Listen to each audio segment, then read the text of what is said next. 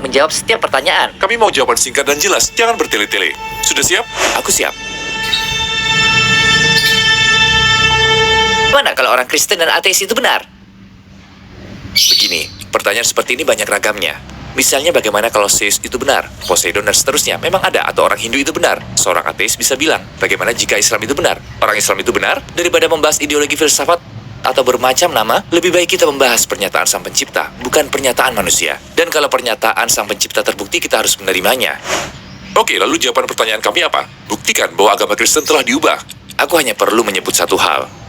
Dalam Alkitab Matius bab 7 ayat 15, 17, dan 20 dinyatakan, waspadalah terhadap nabi-nabi palsu yang datang kepadamu dengan menyamar seperti domba, tetapi sesungguhnya mereka adalah serigala yang buas. Demikianlah setiap pohon yang baik menghasilkan buah yang baik, sedang pohon yang tidak baik menghasilkan buah yang tidak baik. Jadi dari buahnya lah kamu akan mengenal mereka. Jika Yesus adalah nabi atau penyelamat terakhir, kenapa dia mengajarkan cara membedakan nabi palsu atau asli? Bukankah cukup dikatakannya bahwa semua nabi yang muncul setelahnya adalah pembohong? Tapi bukannya berkata seperti itu, dia malah mengajarkan cara membedakan. Artinya nabi asli dan palsu akan muncul yang bisa dibedakan dengan cara yang diajarkannya. Apakah Alkitab telah diubah? Ya, telah diputarbalikan. Jadi ia telah diubah? Ya, ia telah diubah. Nah, kamu bilang Alkitab telah diubah, tapi contohmu tadi dari Alkitab juga. Maksudku bagaimana kamu tahu pernyataan tadi benar-benar dari Yesus? Pertama, walaupun Muslim yakin Alkitab telah diputarbalikan, orang Kristen sebaliknya. Maksudku mereka tetap mengatakan Alkitab sekarang itu asli. Jadi kita asumsikan juga Alkitab sekarang itu asli. Terus aku langsung mengecek ayatnya untuk melihat apa yang sebenarnya dinyatakan Alkitab, yang diasumsikan asli, apa yang sebenarnya dinyatakan Alkitab. Dan ketika membaca bagian itu, ternyata yang dinyatakan adalah akan ada nabi berikutnya. Jadi kenapa pula Islam agama yang benar? Kita bisa membahas panjang lebar, tapi aku berikan satu contoh saja. Tidak seorang pun manusia bisa menulis Al-Quran. Satu ayat saja cukup membuktikan. Ayat ke-25 dari surat Hadid. A'udzubillah. Wa anzalnal hadida fihi ba'sun syadidun wa manafi'u linnas. Dan kami ciptakan besi yang padanya terdapat kekuatan yang hebat dan berbagai manfaat bagi manusia. Sekarang kita tahu pembentukan unsur seperti besi butuh suhu yang sangat tinggi. Suhu ledakan Big Bang misalnya cukup tinggi sehingga dapat membentuk unsur pertama, hidrogen. Ketika diteliti, ditemukan bahwa panas matahari atau magma di bumi tidak cukup untuk menciptakan unsur besi. Lalu ketika terus diteliti bagaimana besi terbentuk, ditemukan bahwa itu terbentuk melalui proses nova dan supernova. Dalam proses ini bintang meledak sehingga masanya jatuh ke bumi. Gak mungkin zaman dulu ada manusia yang tahu dan memasukkan fakta ini ke dalam Al-Quran. Kan kita tahu kondisi teknologi dulu gak seperti sekarang. Oke, tapi kamu selalu memberikan ayat itu sebagai contoh. Bisakah contohkan ayat lain? Ada ratusan ribu mukjizat. Ku beri satu lagi ya, terserah puas atau tidak. Ayat ke-47 dari surat Az-Zariyat.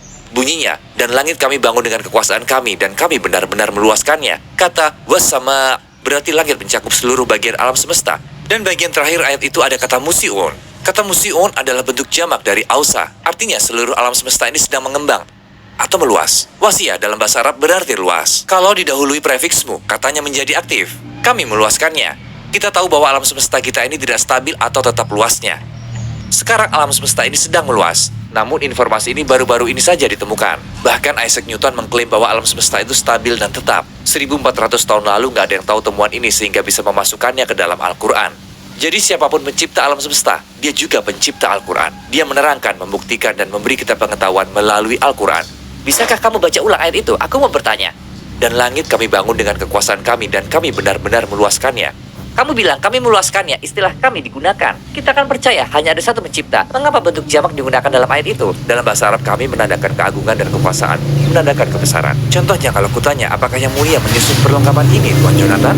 Istilah yang mulia merujuk kepada kamu kan? Ia adalah istilah kehormatan. Setiap bahasa punya gaya yang berbeda. Istilah kehormatan ada juga dalam bahasa Inggris. Jadi ketika Allah mengatakan, kami, dia sedang mengekspresikan ketinggian, kebesaran, dan keagungannya.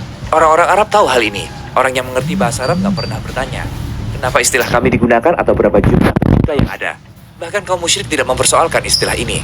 Namun kalau melihat makna literal saja bukan tafsir atau penjelasannya, hal yang kamu tanyakan mungkin muncul karena kesalahan penerjemahan. Terima kasih atas jawabanmu, tapi kita belum selesai. Masih banyak pertanyaan yang lebih sulit. Kamu yakin bisa menjawab? Ada jawaban untuk setiap pertanyaan. Aku nggak meyakini diriku sendiri, tapi aku meyakini Al-Quran.